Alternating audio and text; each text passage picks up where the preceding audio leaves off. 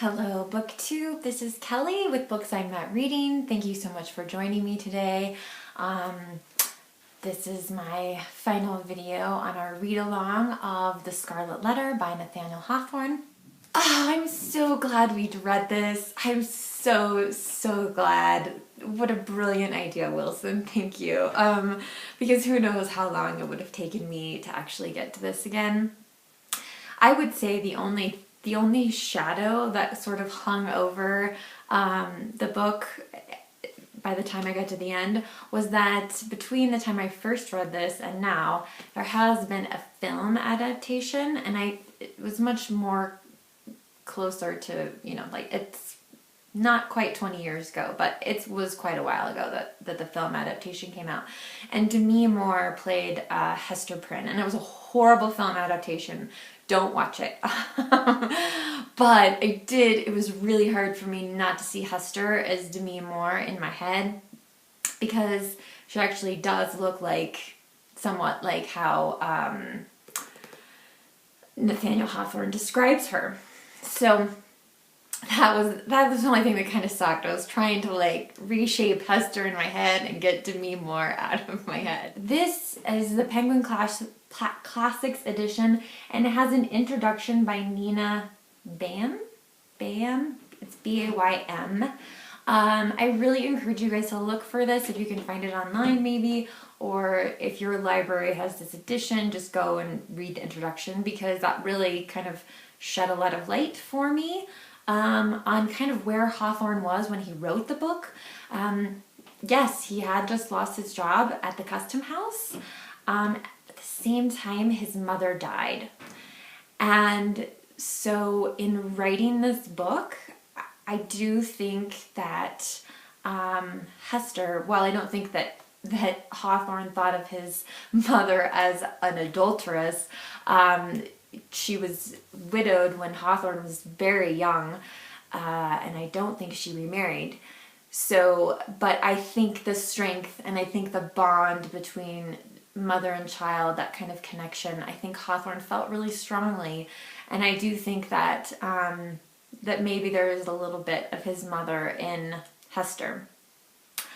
So I thought that was fascinating. The other thing, it's quite a bold statement that Miss Nina makes in her introduction, is that Hester Prynne is America's first and greatest heroine. So I love the idea of Hester being America's first literary heroine. I think that's really cool, because we talk a lot about strong female characters in literature, but I think generally we end up talking about characters in British literature, not American literature. So part of me wants to do a video where we discuss who is America's greatest literary heroine. So let me know your thoughts on that. But I love the idea of her being the first heroine. When I read this book, again in high school, I was really fascinated with the elements of nature and kind of the surrounding, everything surrounding the four primary characters. And this time I really was just paying attention to the characters and saw so much in them that,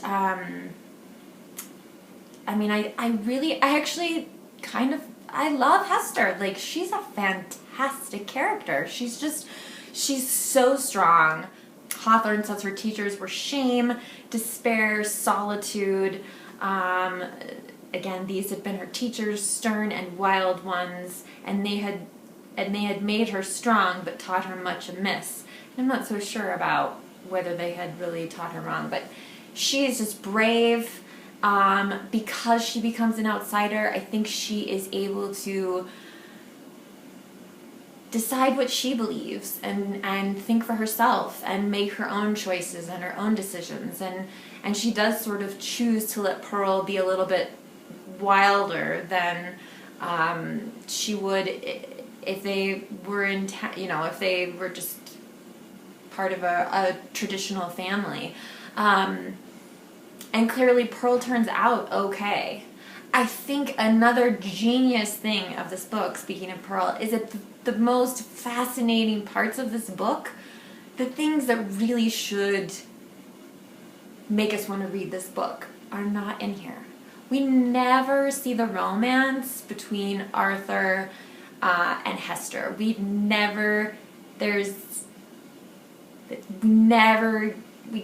get maybe a tiny, tiny glimpse when they hold hands in the forest.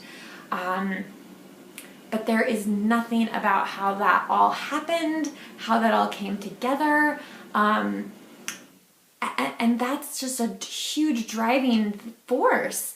And the other part at the end of the book is that Hester and Pearl leave for a while, and Pearl apparently grows up to be a lovely woman who gets married and has children, and she's clearly not like Satan's spawn or anything like that.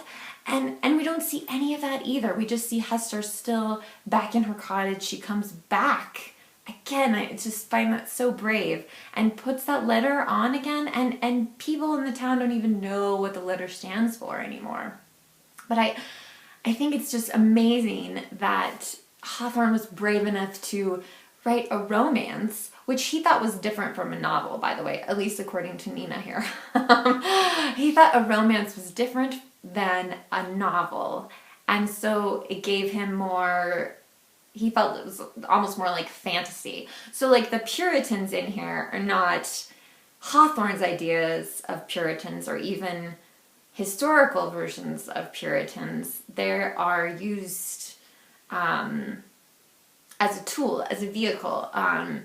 Nobody else is wearing a letter in 7 years. I mean, Pearl is at least 7 years old by the time the book is over, or by the time that part of the story ends, and nobody else is wearing any kind of letter in town. She's the only one. Is she the only sinner in this community for 7 years? I think not.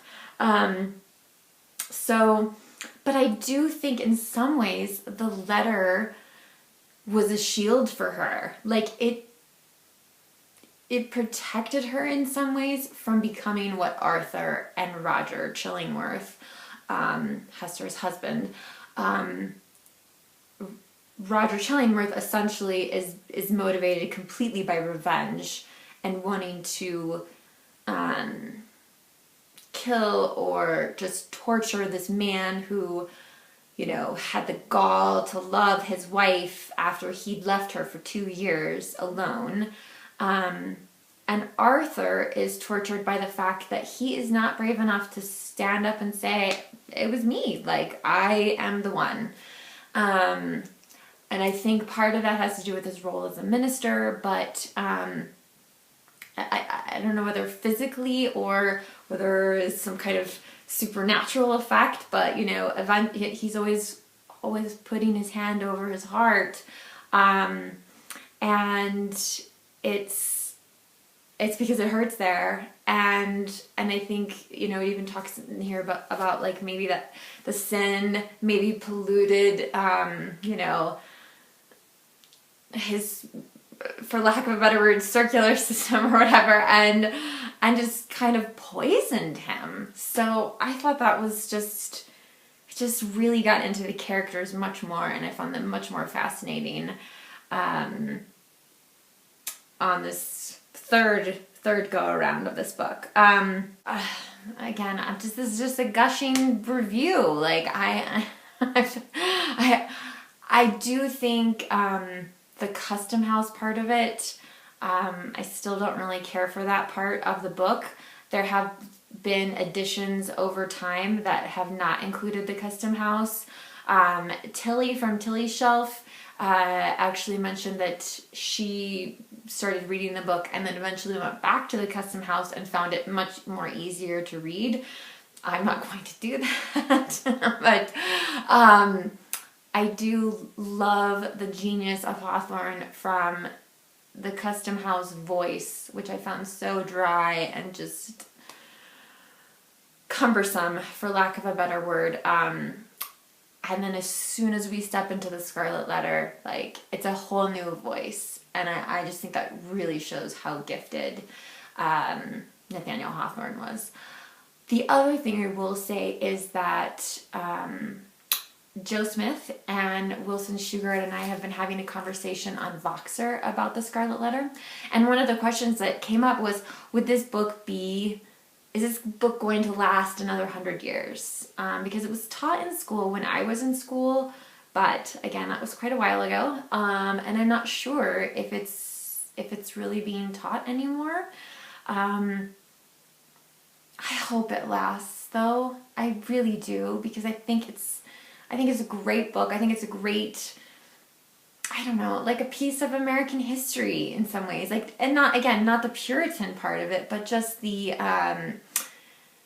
characters. Like, these are things, these are universal truths. If we try to revenge ourselves against someone, we will poison our own soul.